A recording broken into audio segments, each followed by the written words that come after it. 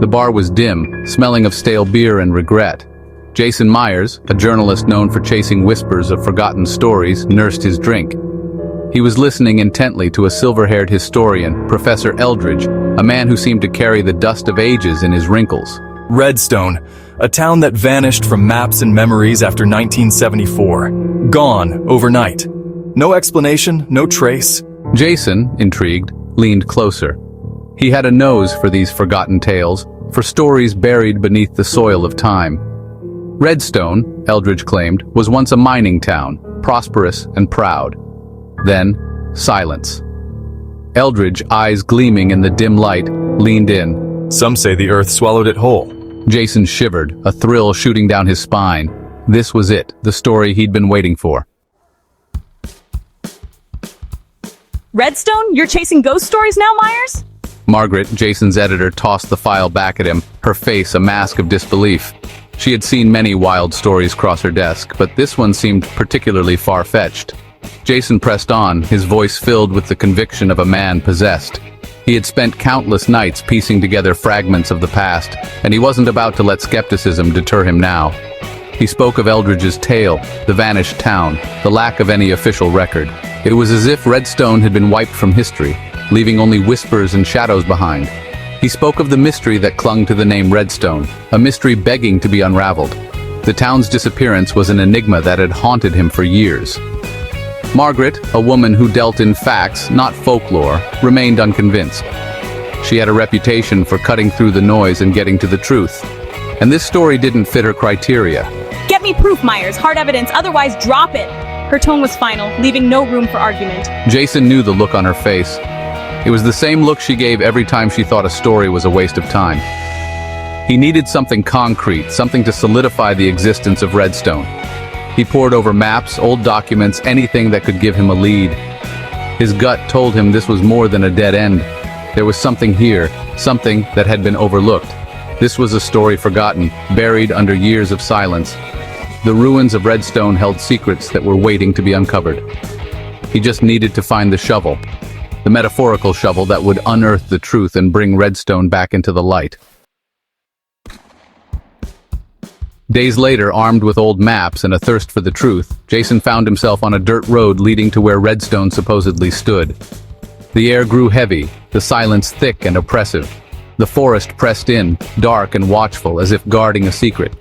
He found it, or what was left of it, crumbling foundations, houses swallowed by weeds, a rusted swing set swaying gently in the breeze. Redstone, a ghost town, its silence echoing with forgotten laughter and long-gone lives. He pulled out his camera, documenting the remnants of a town erased. As dusk settled, casting long shadows across the ruins, Jason felt a prickle of unease.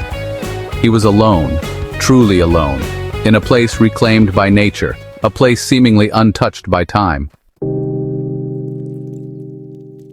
The wind picked up, whistling through the skeletal trees, sounding like mournful cries. The shadows deepened, twisting into ominous shapes. Jason felt a chill, a cold that seeped into his bones despite the summer night. He wandered through the ruins, his footsteps echoing in the stillness. The town felt alive, pulsating with an unseen energy that sent shivers down his spine. I can almost hear the murmur of voices, the echo of children's laughter, the faint strains of music from a forgotten time. He stumbled upon what was once the town square, now a desolate patch of land dominated by a crumbling fountain.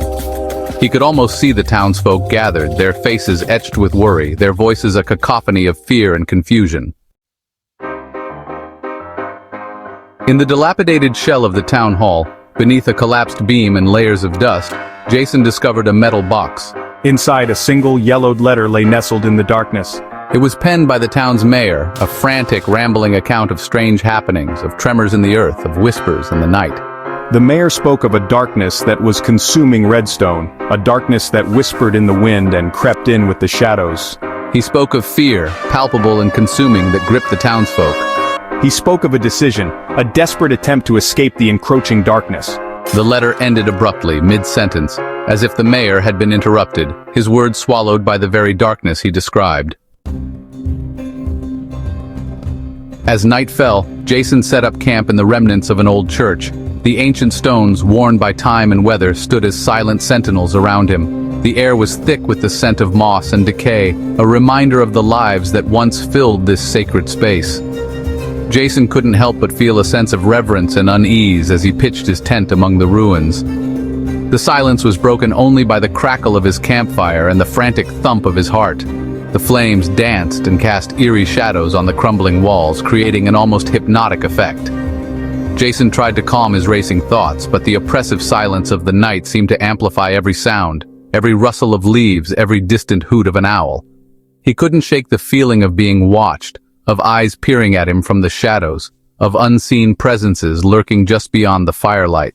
The darkness seemed to press in on him, making the small circle of light from the campfire feel like a fragile barrier against the unknown. Every flicker of the flames made him jump, his eyes darting to the edges of the light, searching for any sign of movement.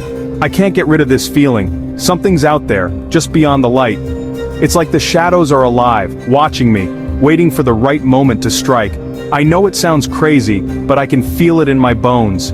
There's something here, something that doesn't want me to be here. He pulled out his camera and began reviewing the day's photos. The images were mostly of the ruins, capturing the haunting beauty of the decaying structure. But as he flipped through the photos, he noticed something strange. In the background of several images, there was a faint, almost imperceptible figure. As he flipped through the images, a chill ran down his spine. The figure seemed to be moving, appearing in different locations in each photo. It was as if it was following him, watching his every move. The more he looked, the more convinced he became that this was no trick of the light. In the background of several photos, a translucent figure flickered, a man in a wide-brimmed hat, his face obscured by shadow. The figure's presence was unsettling, its form barely visible but undeniably there. Jason's mind raced as he tried to make sense of what he was seeing. He was in different locations, always on the periphery, always watching.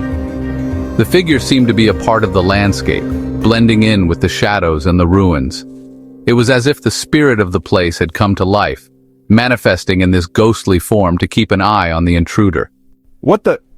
No, this can't be real. This has to be some kind of trick, a glitch in the camera or something. But deep down, I know that's not true.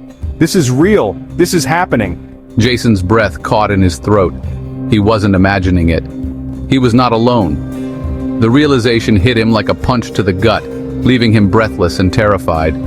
He knew he had to get out of there, but his legs felt like lead, rooted to the spot by fear. Whispering, "You see me now, don't you?" The voice was barely audible, a whisper carried on the wind, but it sent a shiver down Jason's spine. He knew he had to leave, but the fear held him in place, paralyzed by the unknown presence that watched him from the shadows.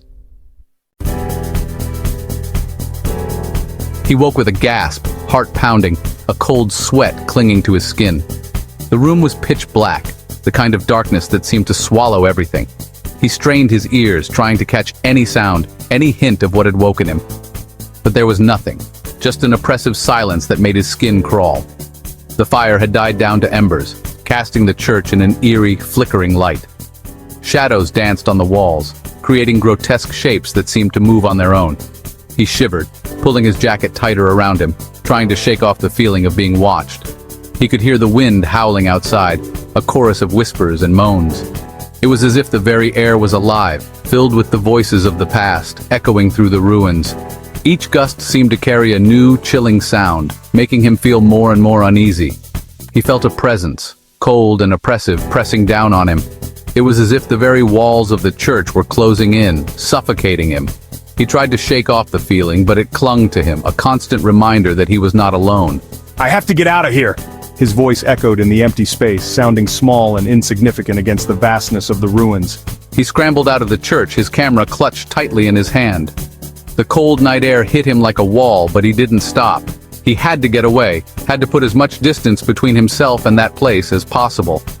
The wind whipped at him, biting at his skin, the air thick with a strange metallic scent. It was unlike anything he had ever smelled before, a mix of rust and decay that made his stomach churn. He pushed forward, determined to escape. He looked around, his heart hammering against his ribs. Every shadow seemed to hide a threat, every sound a potential danger. He was on high alert, his senses heightened by fear. Something was wrong, terribly wrong. The landscape around him seemed to shift and change, the fog distorting everything it touched. He felt disoriented, unsure of which way to go. He was no longer alone. Shapes began to form in the mist, dark figures that moved with purpose. He could feel their eyes on him, watching, waiting. Echoing. You cannot escape. The voice was everywhere and nowhere, echoing through the ruins, filling his mind with dread. The figure from his photo stood before him, shrouded in shadow, its features shifting and swirling. It was as if the very air around it was alive, moving and changing with every breath. It reached out a hand, long and skeletal, its touch promising oblivion. He could feel the cold radiating from it, a chill that seemed to seep into his very bones. No! Stay away from me! His voice was raw with fear, his body trembling as he backed away. Jason screamed.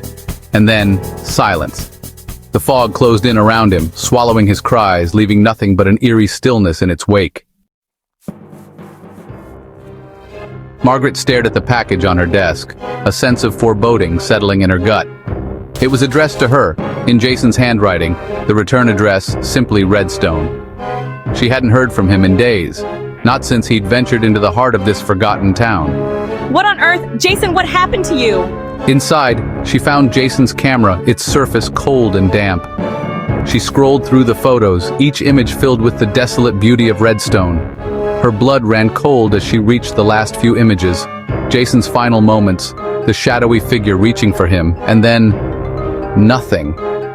He was gone, vanished, swallowed whole by the same mystery that had consumed Redstone. Oh my God, Jason. The disappearance of Jason Myers sent shockwaves through the small world of journalism.